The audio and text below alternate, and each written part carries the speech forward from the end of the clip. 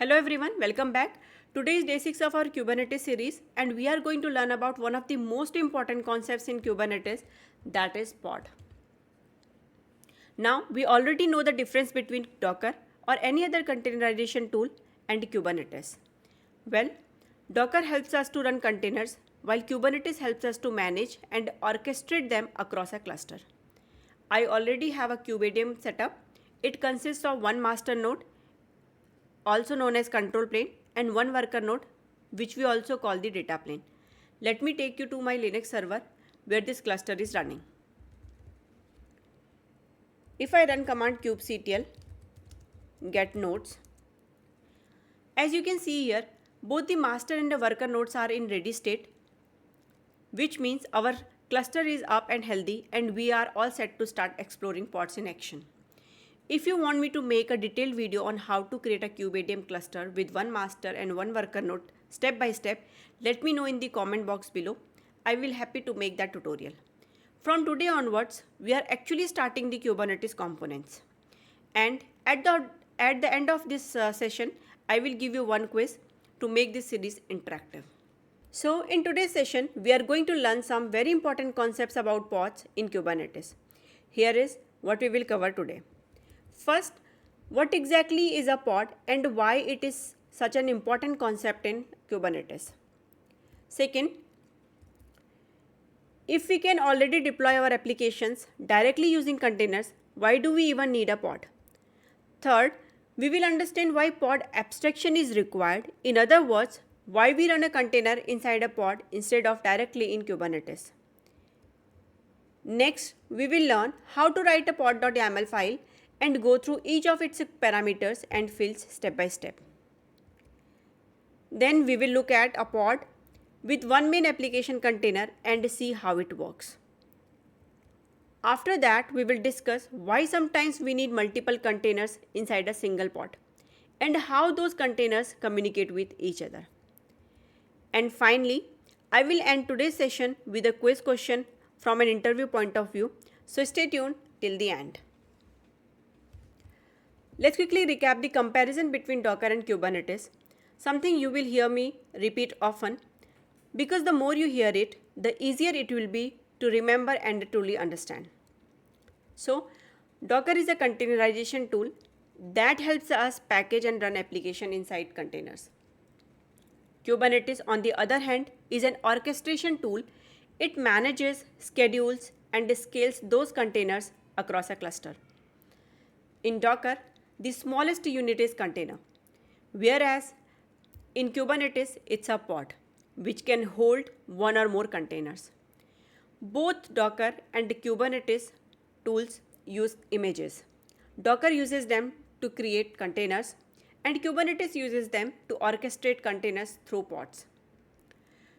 Core concept of Docker is it helps us to build and run containers, and Kubernetes helps us manage and scale containers across multiple nodes. Let's start with today's main topic. What is a pod? Well, a pod is the smallest component in Kubernetes cluster, not a container. A pod actually contains your application's main container. You can think of a pod as an abstraction layer on the top of container. It's like a wrapper that Kubernetes uses to manage and control containers efficiently. Now, one very important thing in Kubernetes networking, every pod has its own unique IP address. That means other pods inside the same cluster can communicate with each other directly using the pod IP. But here is something I really want to clarify. Inside a pod, if there are multiple containers, they can talk to each other using localhost, since they share the same network namespace. However, when one pod wants to communicate to another pod, it does so using the pod IP address. To summarize, you can actually compare a pod to a lightweight server or a virtual machine. Each pod has its own isolated environment and its own IP address, which is reachable by other pods inside the cluster. Now, an important question, why does a pod need its own IP address? The answer lies in something very simple: port conflict. One main challenge in any distributed infrastructure with multiple services is how to allocate ports to different applications without conflicts. On a single host or Linux server, you can allocate only one process per port. So, if one application is already running on port 8000, for example, here application A is already using 8000, and you try to start another application on the same port, you will immediately get port conflict error because the port is already in use by application A. Now, when we start using containers, the problem was solved using port mapping. We map the host machine's port to the container's port while running the container using -p option in the docker run command. For example, app1 uses port 8000 inside the container, but we can map it to host port 8001 using -p 8001:8000. The same way, application 2 also uses 8000 inside its own container, but we can map it to host port 8002 using -p 8002:8000. This way, both applications can use the same internal container port 8000 but are reachable from two different host ports 8001 and 8002 outside. Now let me show you this in my Linux virtual machine where my kubeadm setup is running.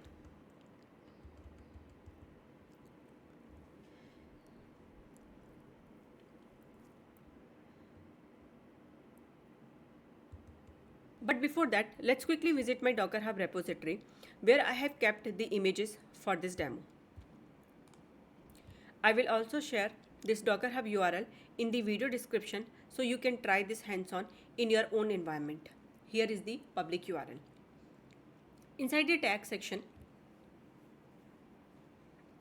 you will find the latest version of the image. You can simply pull it using the command shown on the right side. Just copy this command and paste it in your Linux terminal where Docker is already installed. Once you hit enter, Docker will start pulling the image layer by layer. It will take some time.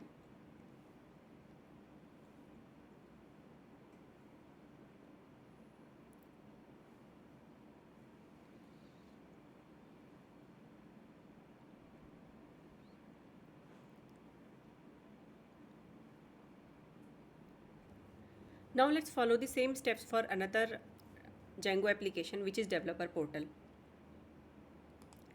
In my Docker Hub, I'm having image available for developer portal as well. Click on this, go to tags and copy the Docker pull command and again paste it in your Linux machine. Again, it will take some time, so I will pause this video and will join again. So both the images are being downloaded. Now let's check our local images by running docker image ls or docker images command. So here we have two Django application images, both using 8000 port internally. Let's confirm that by inspecting the images. First we do for the developer portal. So run the command docker inspect, then image ID or image name. Let's use image ID here. Pipe grep -i exposed ports -a2. So here -a2 means it will print 2 lines below the match text. Hit enter. So here developer portal is using 8000 port internally. Now let's check for the SEH solutions image. For that again the same command docker inspect, but here image ID will be of SEH solutions. So here also 8000 port is being used. So both applications are exposing the same internal port 8000. Now let's try to run these containers. So I will start with the developer portal on port 8000 using docker run -dt detached terminal mode -- name of my container, let's give it developer portal itself, -p 8000 colon 8000, then image ID or image name. Hit enter. So here -p flag maps to host port of 8000 to the container port of 8000. So once a container is created, we can check it with docker ps. So you will see that container is running successfully and using 8000 port of host port and mapping it to 8000 port of container port. So if we do curl localhost colon 8000, we can access our application. Perfect. Now let's try running another container for SEH solutions. Before that, docker image ls.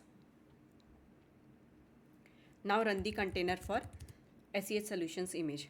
Docker run -dt data as terminal --name, just give it name as SEH solutions container name, -p map it to 8000 port of host port and 8000 port of container port, and then image ID. Okay, as soon as you hit enter, it throws port conflict error. So here port is already allocated.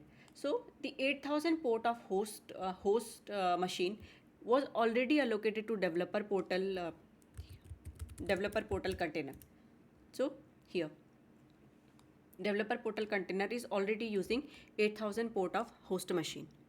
This means we can't run another container using the same host port 8000 because it is already in use. To fix that, we can use different host ports for each application. So let's delete the existing containers first. We can check all containers including the stopped ones using docker ps-a command. Then remove them using docker rm-f, the first container ID, then space the second container ID. Once the old containers are deleted, let's start fresh.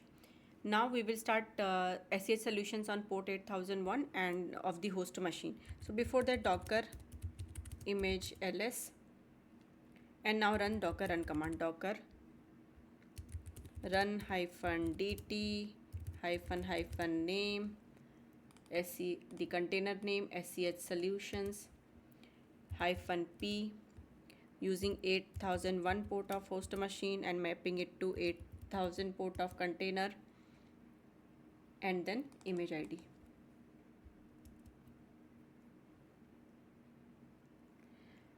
And for developer portal, which also uses port 8000 internally, we will map it to the another port which is 8002. Run docker, the same command, run -dt, change the name here, name of container, let's give it developer portal itself, and here port map it to 8002 and the developer portal image ID.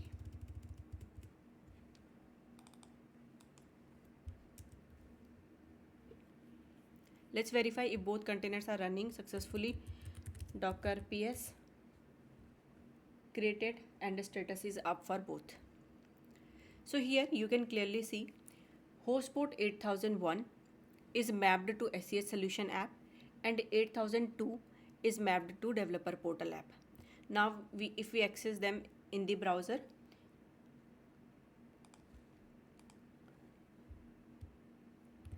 the IP of my server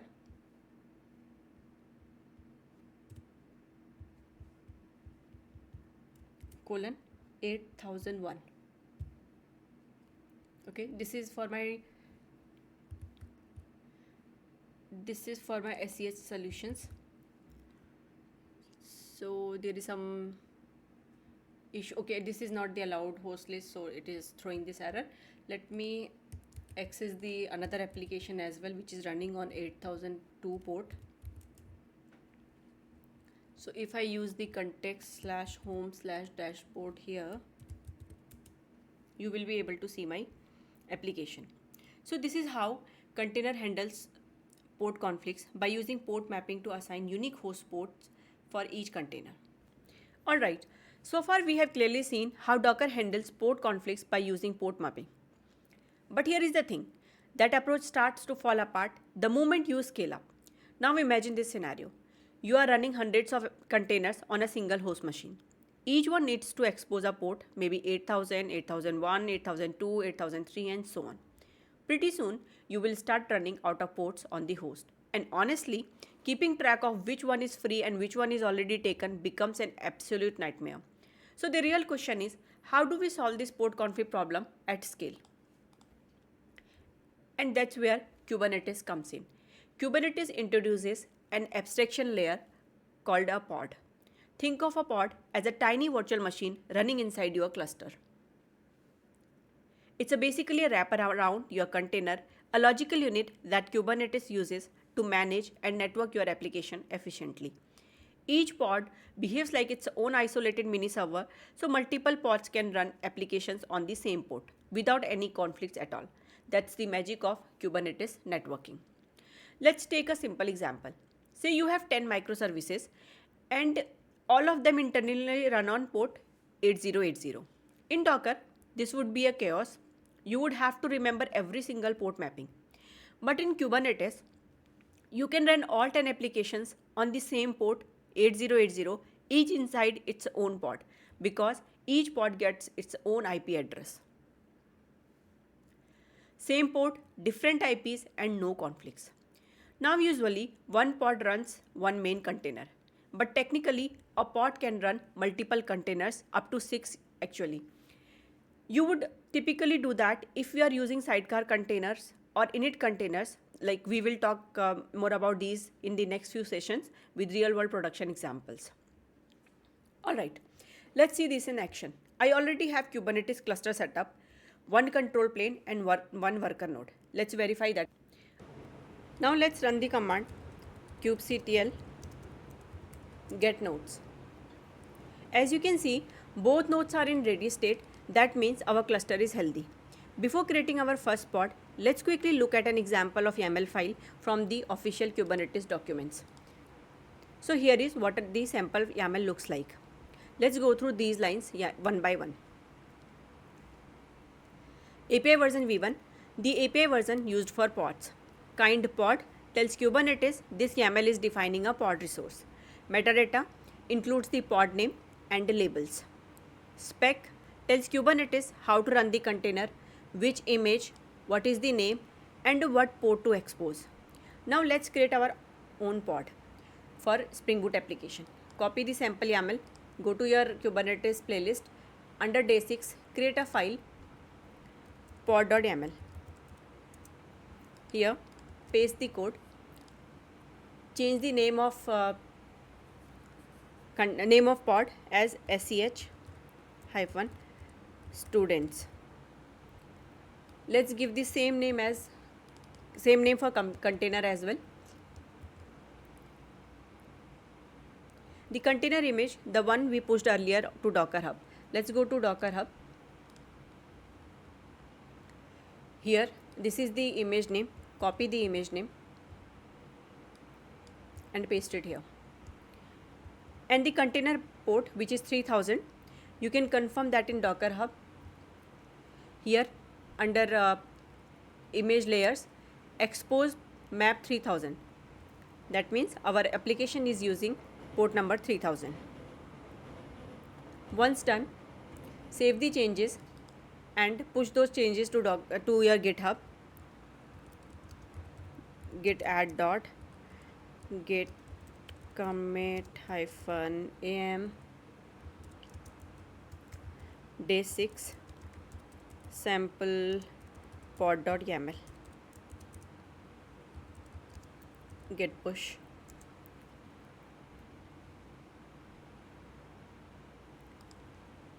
Go to GitHub, code, copy the URL, go to your Kubernetes cluster and clone this repo. Once done, cd inside Kubernetes playlist.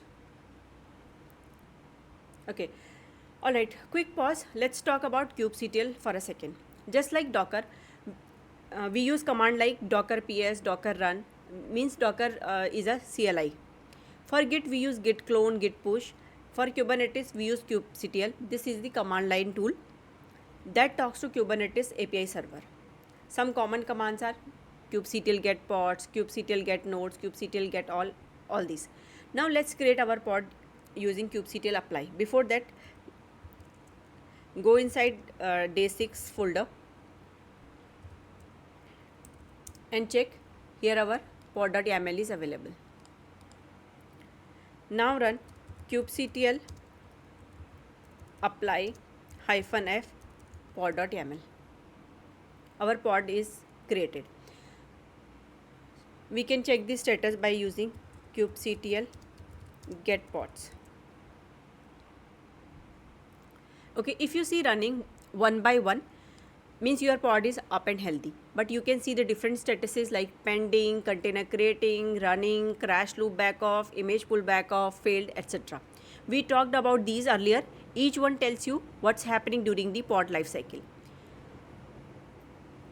To see where your pod is running, you can run kubectl get pods -o void.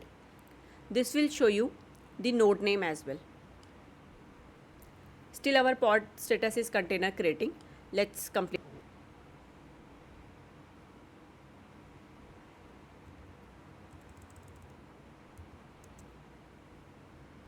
Now our pod is running and ready one by one. Now let's add some labels. They are super useful for grouping and filtering. vi pod.yaml, under metadata, add labels.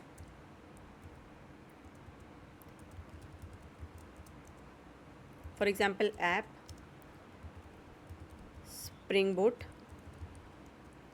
and give one more label, environment, sit, escape::wq. Apply again, kubectl apply -f pod.yaml. Configured. Check the labels. To check the labels, we have command kubectl get pods -show -labels. So here under labels you can see the labels which we have added. Alright, before we wrap up this session, let's look at some pro tips and powerful commands we use while working with pods in real life. Want to back up your pod definition? You can run the command kubectl get pod, then pod name -o YAML, and save it inside a file pod bkp.yaml. This gives you the full YAML, perfect for backup and documentation. If you do cat pod backup.yaml, so here is the complete definition. If you want to delete a pod, you can run kubectl delete pod and then pod name. Pod got deleted. Want to recreate using the backup file, kubectl apply -f pod backup.yaml.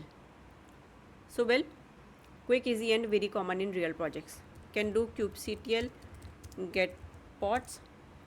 Again the pod is up and running now using this pod backup.yaml file. So when something feels off, you can start with kubectl describe pod name. So here you can check events. If something is wrong, you will see here, and you can check the logs as well. Kubectl logs -f, then pod name. Okay, all these logs are available. And let me show you one more thing, kubectl describe pod name. So here all the details with respect to this pod is available, like what is the name of the pod, in which worker it is running, and what's the IP of this pod, what is the image is being used, which port is being used, and all these events. Like if you suspect any issue across the cluster, you can check the events using kubectl get events, and here you can grep for grep -I failed or error. Okay, since our pod is running fine, so we are not getting anything. Well, there are these are your go-to troubleshooting commands, and trust me, you will use them a lot in production. So inside container, if you want to go inside a running container, you can use kubectl exec command. Before that, let me get my pods. So go if to go inside the container, you can run kubectl exec -it is interactive mode, then your pod name /bin/bash.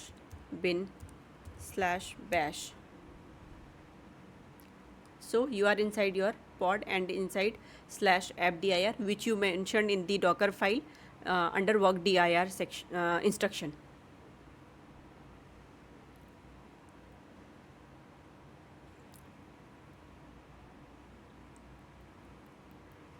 Okay, so we have learned the commands like kubectl get pods, list all the pods with their status. Kubectl get pods -o wide shows more details like pod IP and which node it's running on. And if you do kubectl get pod and then pod name -o YAML, it shows the full YAML configured of that pod. And if you want to see in the JSON formats, then you can do, let me come out of this pod and let me show you. Kubectl get pod, then pod name -o JSON,